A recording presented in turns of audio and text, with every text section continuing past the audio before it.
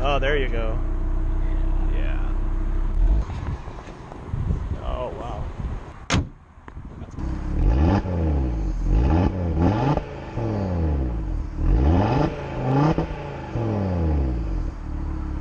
By the way, before I head outside, it is windy out, so I'm gonna just use the GoPro camera. Sorry about this crappy audio. Well, here it is, the 2018 Audi TT RS. Normally you have to order them, but this one is available. So I do have a list of options I can go over on this one. I'll tell you right now, it's $80,000. That's the sticker price. And you may think, wow, for that kind of money, yeah, there's a lot of stuff out there. And I agree, but let's just say you already have a Porsche. Porsches, in this price range at least, aren't all-wheel drive, so nor are they 5 cylinders. They're mostly 4 cylinders in that price range, right? So let's see what the TT RS offers. You can spot them with obviously the larger brake calipers here, okay? Those are also carbon ceramic. They're not carbon ceramic in the rear though, but if you look back here, we have huge exhaust pipes, and you'll also see this fixed spoiler. And there's the badging. Actually, I'm quite sure they call this a fixture. It's got a lot of details, and I think it's time to hop in and check them out. First off, you will notice a wacky interior. There's no center display. The display is actually in the instrument cluster. And then we have these funky air gauges. There are 3 in the center, and they have little digital controls inside of them. That's for all of the HVAC controls. It is a lot like the Audi R8 inside of this cockpit. But it isn't the Audi R8, obviously, because, well, it feels a little roomier in here than the Audi R8. There's just so much more headroom, and I don't have a sunroof. You cannot get a sunroof in this car, but it does have the great usability of the hatch. So it is a rear hatch, what they would call a 3-door car. But for me, the rest of this interior is exciting. Let me show you. So you'll see we have individual gauges. You can control all of the HVAC with these buttons in the center. Down here we have traction control off, parking, which activates the rear camera inside of the instrument cluster. And one thing you will not notice in here is auto stop start, because this is an RS. So the auto headlights are here. They're LED headlights. This is actually the heated seat button, and there's one for the driver, and there's one on the passenger side over there. And these air vents are really cool. This lever down here allows you to shut the air off to this vent. But then you see this little, well, I'm going to call that a nipple. You got this little nipple here, and depending on which direction it is pointing, that is where the air is going to point. So if you want the air to point down, this points down, and the air then flows downward. And if you want it towards you, the driver, it now focuses this way. And there's one for each of these. So I'll just put this back to where I want it. Okay. Up above, we have our garage door controls. We have LED lights in here, and the engine stop start button is on the steering wheel, just like the Audi R8. I believe this is actually the steering wheel from the Audi R8. There's really not much in here other than the exhaust button that is on the R8. So that exhaust button does exist here in the TT RS. It's actually down here. So that button activates and deactivates it. I press it, and it says engine sound standard. I press it again, and of course it changes. Let me turn the fan speed down. And now inside, you can hear the cabin from at least an idle. And if I give it some juice, oh yeah. So this thing is definitely track focused. I wouldn't hesitate to take this out on a track. But it also has a lot of luxurious features in here. It has contrast stitching in red, and it's also here on the steering wheel in addition to the seats. The steering wheel is leather and Alcantara. Overall, feels great in here. It feels roomy. It feels bigger on the inside than it looks on the outside. I do have a Bang & Olufsen stereo as well, and while you don't see the stereo because there's no center display, it's actually here, and there you go. You have your instrument gauges, your instrument cluster with your different gauges and controls. So you just move up and down with this thumb wheel here, or if the passenger wanted to change, they can just move left or right. And then mute, you push down, and then obviously to change the volume, you go up and down. So the passenger does have some control over the stereo, but usually the driver controls that anyway, because the driver should be in charge. We have the RS specific gauge here. This is also the same gauge, that design that you would see in the RS3, and it's also in some of the S models like the S3, which they're all using the same platform here, so it would make sense. And then if we go through these menu displays, you can see the trip computer with short-term, long-term memory, fuel consumption. I've been idling for a while. And then we get to see our boost gauge, very similar to the S3. Then we have these buttons here, and then we have these buttons here. So you press this button, it corresponds to that plus sign right there on the gauge. So you press that, and then you have more options. So I can display things like driving time, right? So it's very future-proof. I would say that this will be on a lot of cars in the future, so you're really getting a car that doesn't look dated. Maybe the graphics will look dated, but overall the usability of it might not be dated. Down here we have Drive Select, so you press that button and you can get the ability to go through individual, comfort, auto, dynamic. We'll keep it in dynamic. Now this thing has a 2.5 liter 5-cylinder turbocharged engine, puts out nearly 400 horsepower. The stats are actually right here. 2.5 liters, 400 horsepower, 354 pound-feet of torque. It is a quattro, and it does have an automatic, but it is a 7-speed automated manual. So I have paddles here to shift the gears. We're going to see how quickly those gears change. And then it also has the optional wheel package, the 20-inch wheels, a part of Black Optic. It has a technology package which includes navigation, Audi Connect, side assist, and Bang & Olufsen, which I highly recommend. That package is $3,500. And RS Sport exhaust system with black tips. So this exhaust system here is actually an option. And of course, carbon fiber inlays. That is this detail work right here. And you see some of it right here if it comes up on the camera. The sun is setting right now, so it's a little difficult. It looks great in here. So, why don't we drive it, shall we? Let me just mount this camera back, and we will pick a very short route.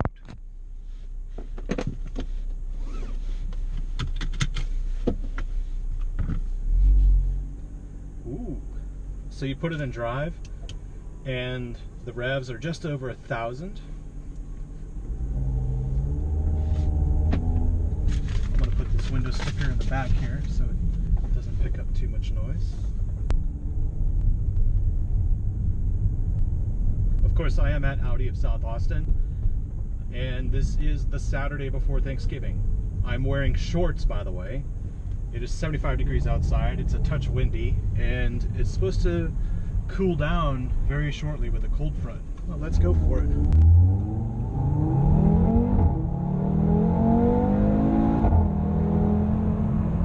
Baby. Okay. That was an experience. Let's make this turn here.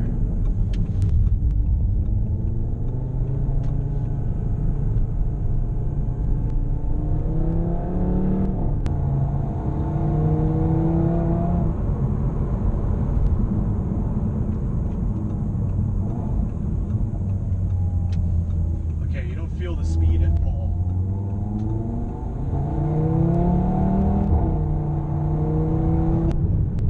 Okay, let me just change the mode here to let's go to auto for a second, and then let me take it out of sport exhaust.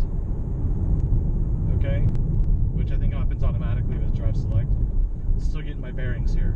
What's happening is, in some cars you feel this roughness of the pavement through the steering wheel.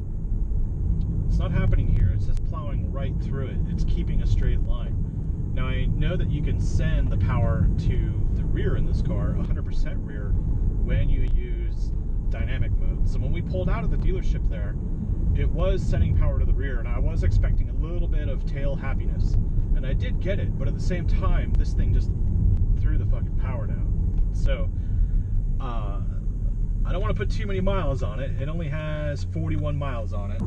Now, this is the same MQB platform as my A3, but this feels dialed in. It's where I'm sitting in this vehicle, I feel like I'm pivoting.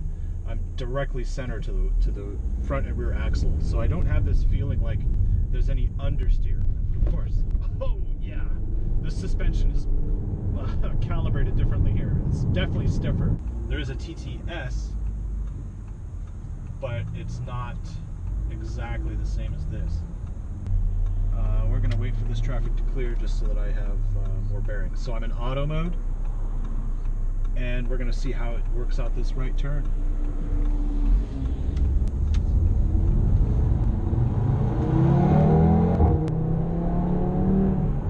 That was 60.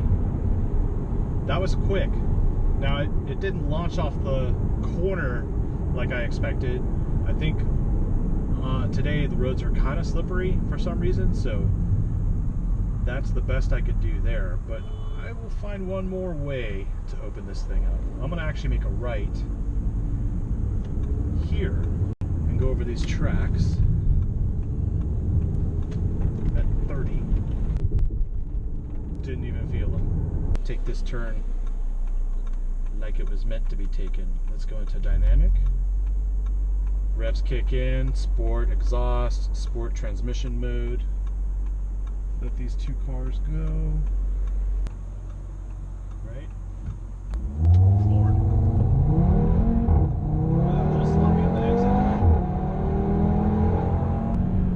71% per hour. I mean, it's so fast and drama-free, but at the same time, that little tail happiness there is a fun aspect to it. I think you can do the same thing in that new Porsche, that 4-cylinder Porsche. I don't think it's the same effect though, right? So with the all-wheel drive, you're obviously getting this year-round capability. Not that you would drive this year-round for some people, but at the same time, it's a great little car. It is an exciting car. My heart is beating a little rapidly here. It doesn't happen often, but this one in particular has kind of been like, I really want to drive one. And if I had one of these,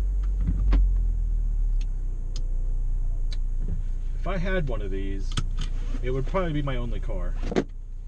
All right, so let's shut everything down here and off. And when you open the door, you'll hear the heartbeat. That's an interesting touch. The stitching is red, but you'll also see that in the perforations, it's red inside the perforation as well. That's some awesome, awesome detail. They also have controls to where the bolsters can come in or push out. And then of course they have an adjusting seat squab on the bottom. This is obviously my phone, which I love to stick in these parts of the seats. Audi sports seats are pretty good for that. And this is the electronic parking brake. And then this is obviously the MMI control, which allows you to control what goes on in the center console as far as your infotainment.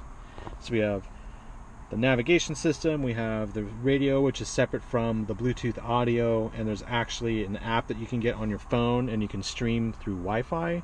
So you can get wireless streaming from internet radio stations, which is really cool. And then we have the telephone function itself, where you can make and receive calls and view text messages and stuff like that. So there's a lot of tech right here at your palm. So when you're driving, it's just bam.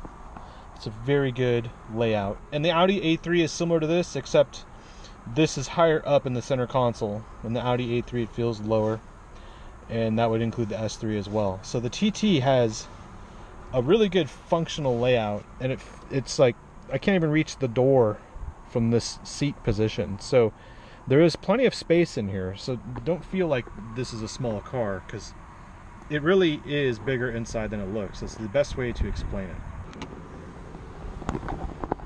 Now obviously the trunk is very roomy. We have a hard panel here, which completes with this hard panel, so that when the entire trunk is closed, it is a completely hard surface, so you hear nothing rattling around on the trunk if you got stuff messing around back here. Obviously we have a cargo net, we have a 12-volt battery outlet here, and then a strap to hold things down, and Batteries in the back. We have some spare tools here. And no spare tire though, so these are run flats. The seats though fold down. So you just press this lever here and down the seats go, and you have a completely flat surface all the way to the front seats. So it's a lot of space back there. It's a lot bigger inside than it looks. Trust me. And of course, access to the back is easy. You just pull this lever here, and there you go. Now you don't have any sort of like S5 feature where you have a power button to move the seats forward, but you still can move them forward here with this control. Now, of course, there is not much space for legs back here, but this is not really my idea of a car for a family. Obviously you can put a dog back here, but here is the cup holder, right? So you just move this armrest, which actually locks into position, right? And it has this little lever here to do so, and you can see it latches. There's where you would hold the key, so you can put the key right in there. And then there's another cup holder, so that thing flips out and you can throw another drink in there. And then there's a 12-volt outlet down in there. These slots right here are actually for your coins. You can throw quarters in here. Trying to find the USB slot, which is right in there. You have two USB slots and an aux headphone jack.